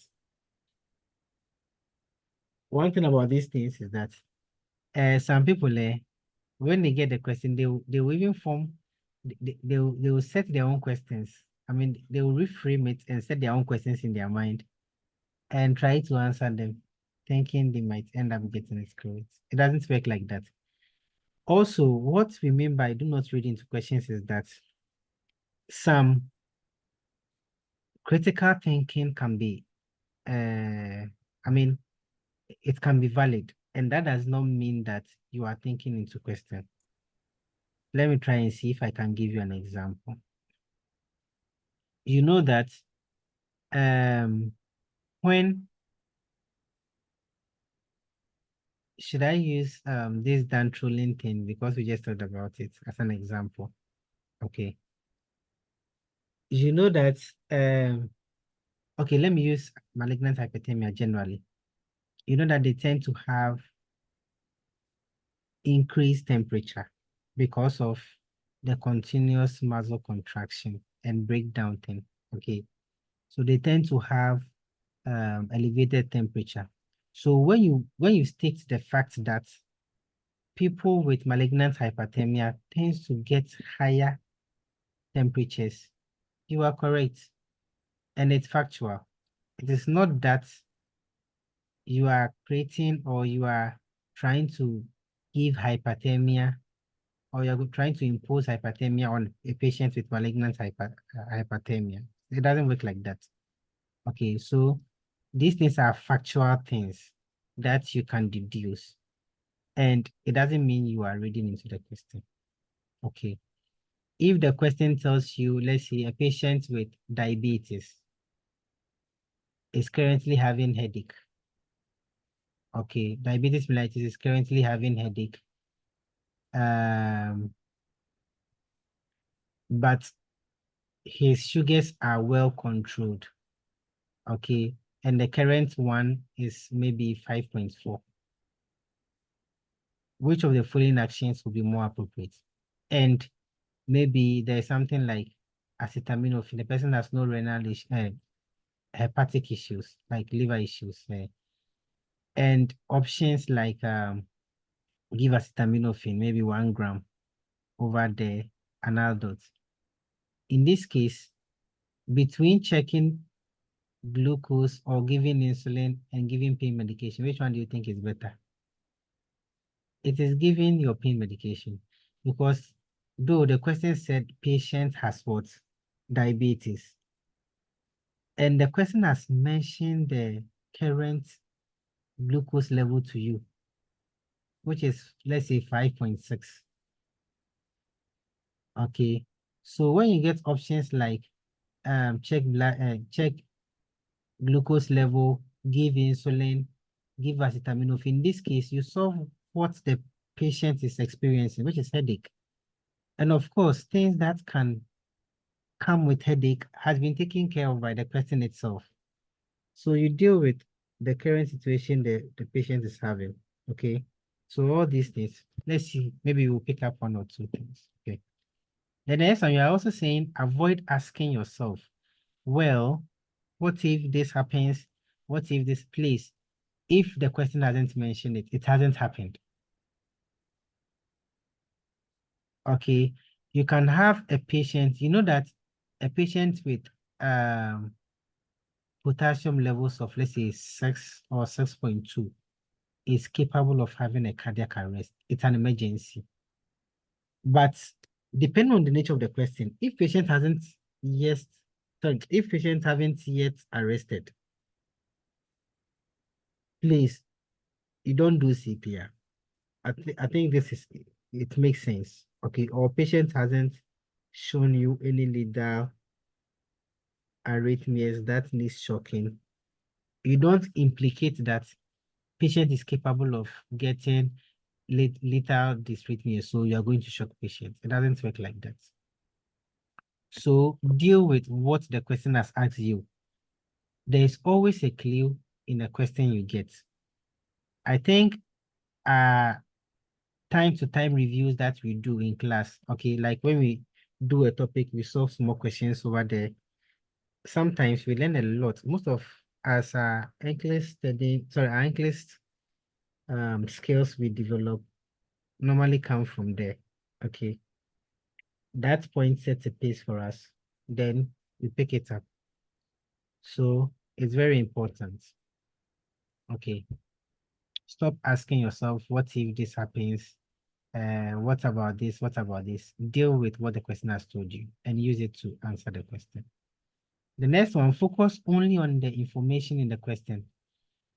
This is my favorite point. Read every word. Please, we are not saying not every sentence. Sorry, we are not saying read every sentence here. We are saying read every word.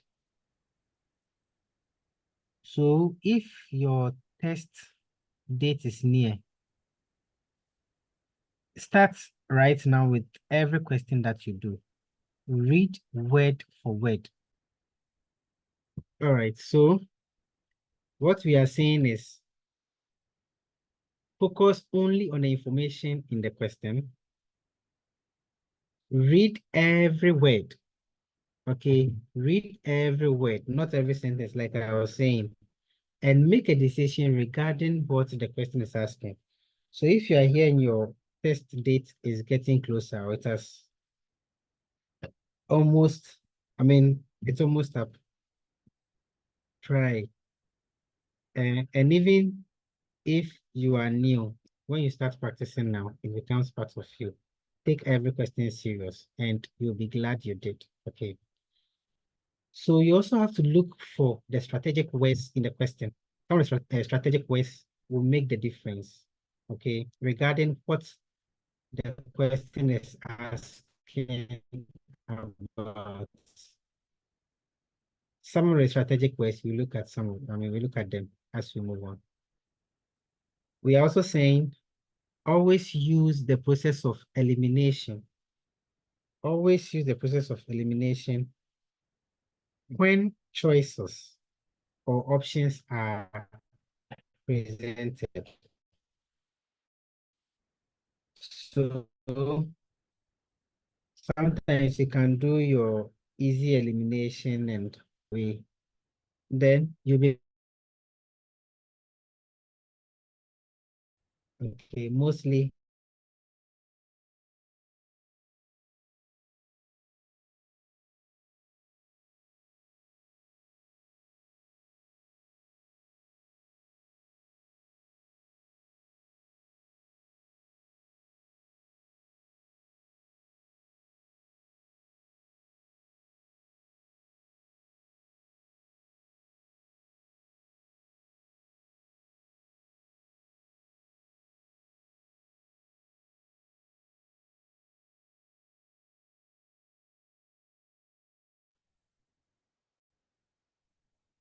I don't know why my network is misbehaving that way.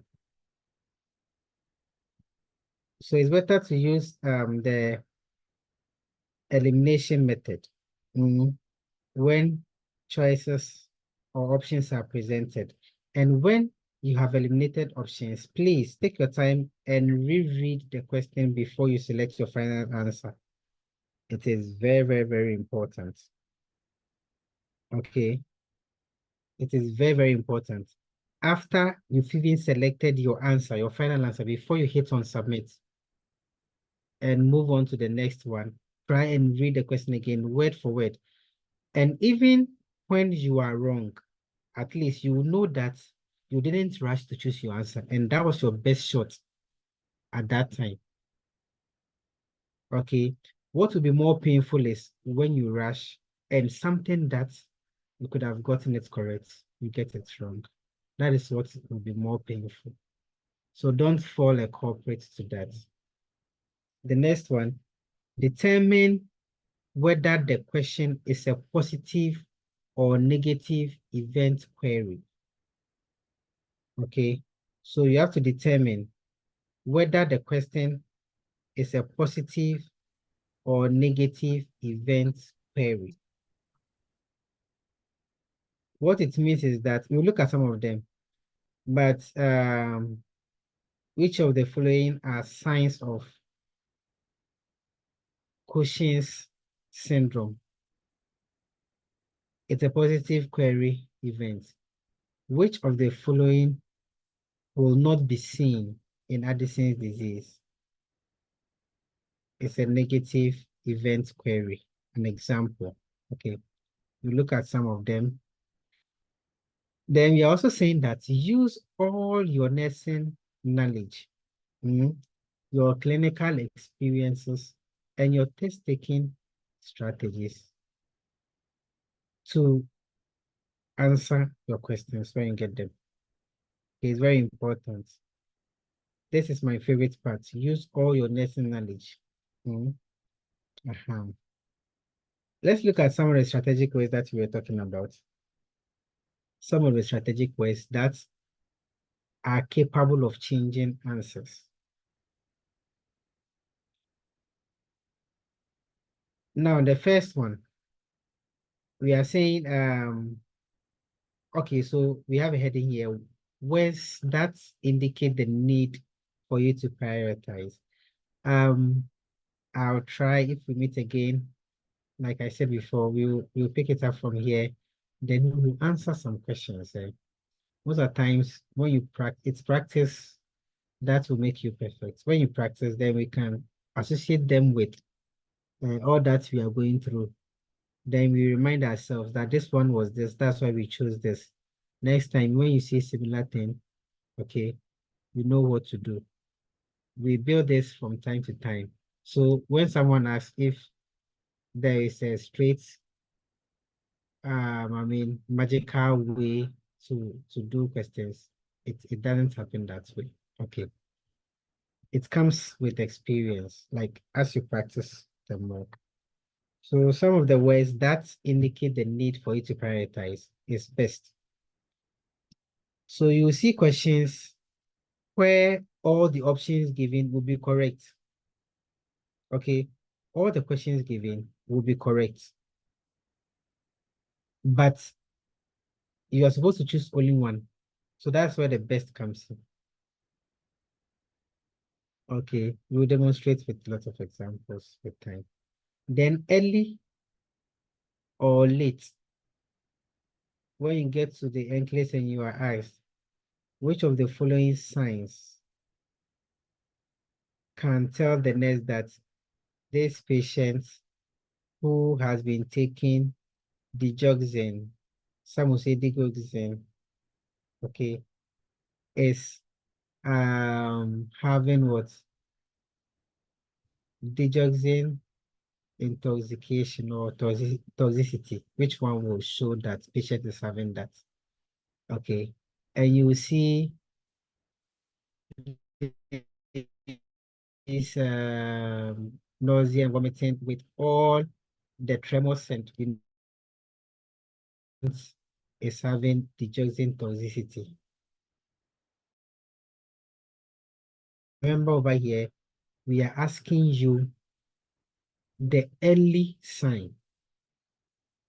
And most of the times when it comes to this digoxin, lithium, okay, these two common drugs, for instance, the earliest signs and symptoms, let me say side effects, yes, the earliest side effects of these drugs are normal.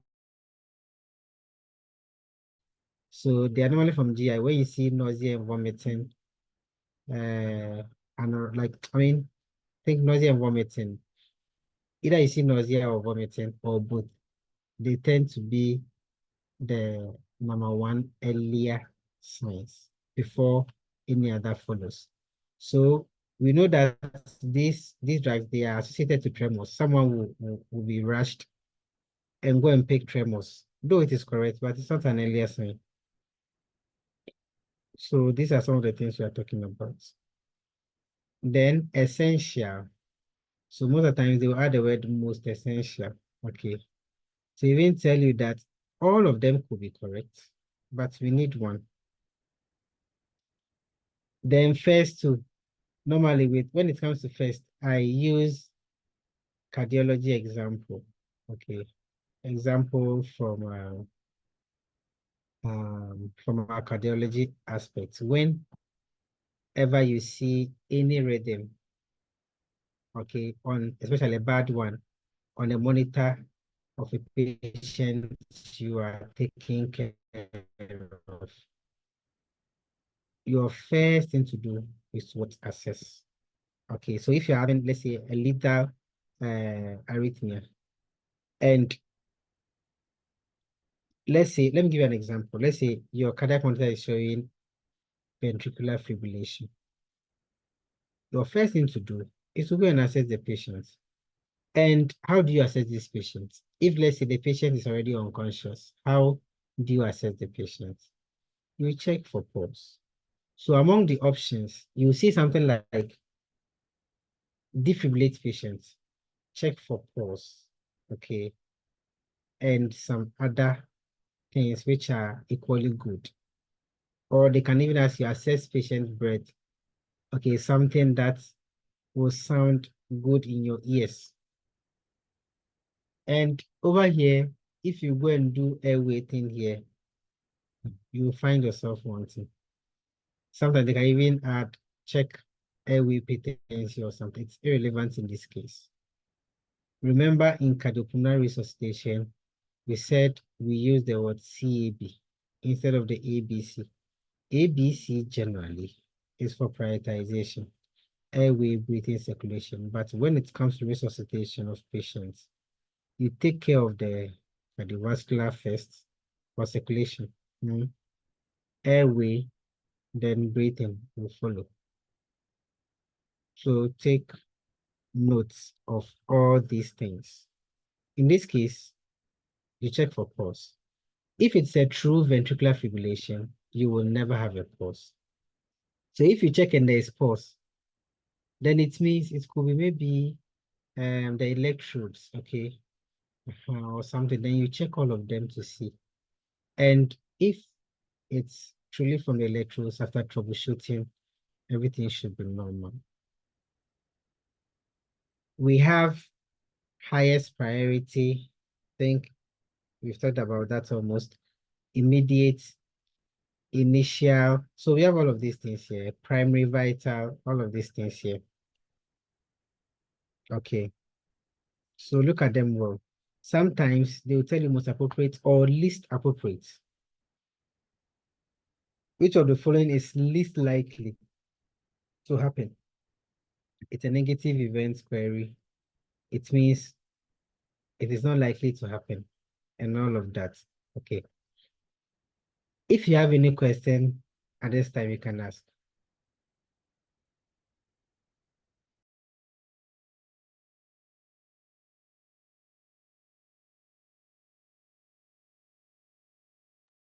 If you look at the next thing to do.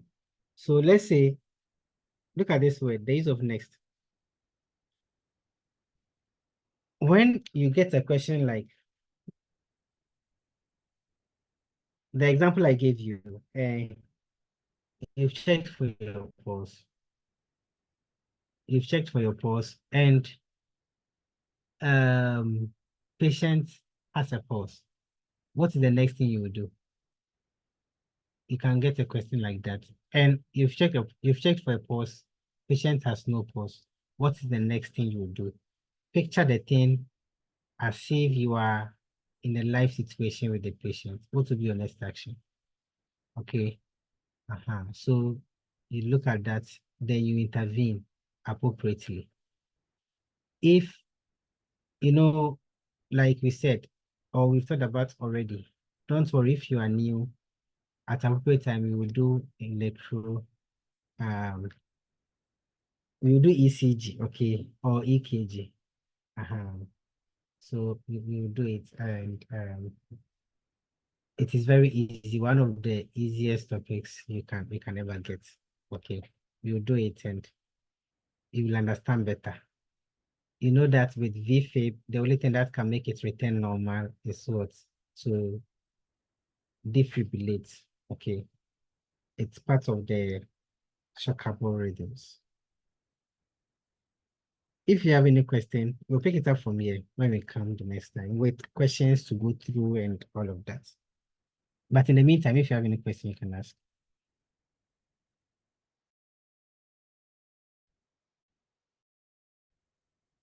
Or any addition.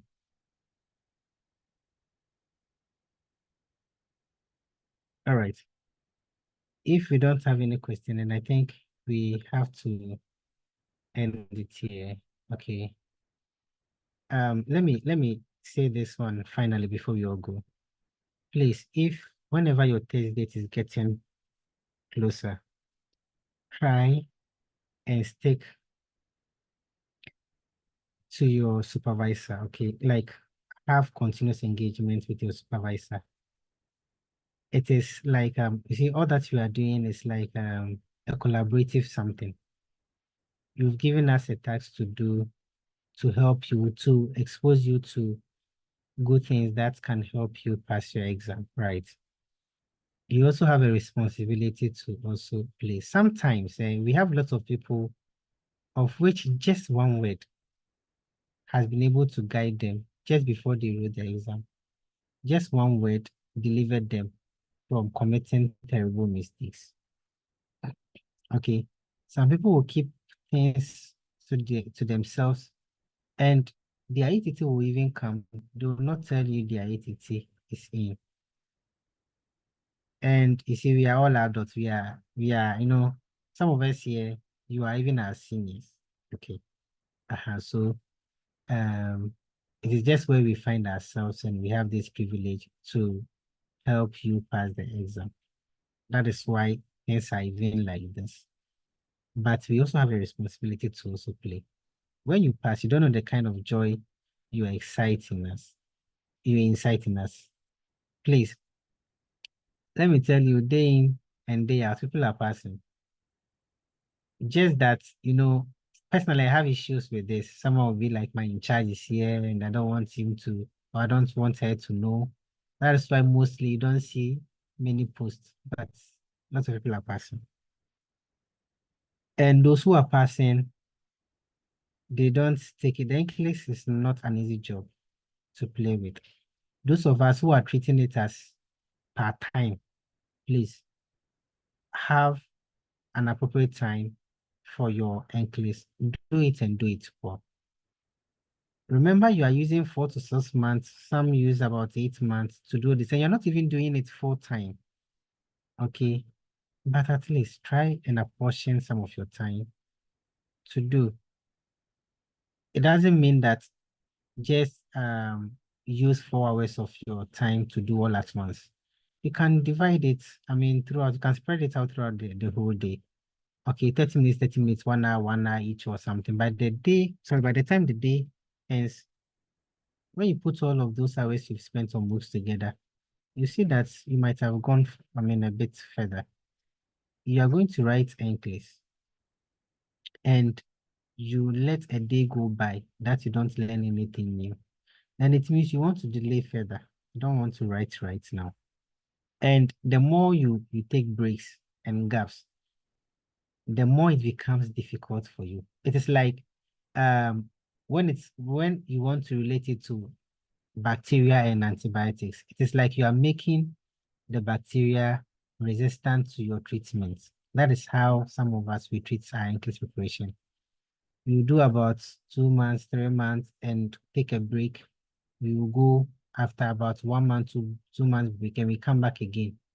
Those of us who have been up and doing, you know that even if you break for about 2 or 3 days and you are sometimes revisiting your schedules, things become as if you've never learned before. Okay, so it's a strategy we are developing. Other than that, you need lots of time before you can be fully prepared. And even that, you can't be fully prepared before you write the NCLEX. So we want the heat to be in you, continuous heat. And that heat is fueled by God's energy. You go and write, you touch the questions and you pass. But when you subdue that heat and you tame it down, it will be as if you've never prepared for NCLEX. So we want that. That's why we give you that pressure. We want the heat to be there. So you take in the heat.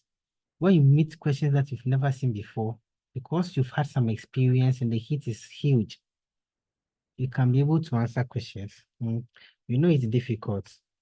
When I say difficult, I don't mean it cannot be done. So I think the word that she used here is more stressful instead of difficult. Stressful. Okay, but we must overcome. Always note that those who pass the are better than you. Let that motivate you enough. Okay. The day that you call yourself Elusa is when you decide to give up. And I don't think anyone from how far you've gotten to you give up and call yourself Elusa. So we are all in this together. Let us help you so that you get your license. That's the little I have to say for now. If no one has any other thing to say, then I think I'll land here.